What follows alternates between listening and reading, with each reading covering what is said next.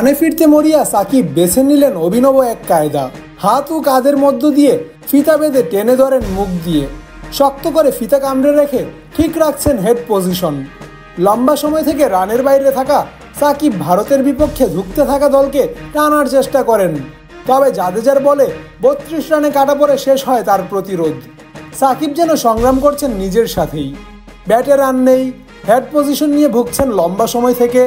ছাত্র আন্দোলনে পাশে না দাঁড়ানোই সমালোচনার শিকার হন, হত্যা মামলার আসামি হওয়া। একের পর এক খারাপ সময় যেন তার পিছুই ছাড়ছে না। ভারতের বিপক্ষে প্রথম ইনিংসে বল হাতে ছিলেন সাকিব বিবর্ণ, করেন মাত্র 8 ওভার, আর তাতেই রান খরচা করেন 50। বল হাতে কার্যকরী কিছু করতে না পারা সাকিব ব্যাট হাতে প্রয়াস চালান।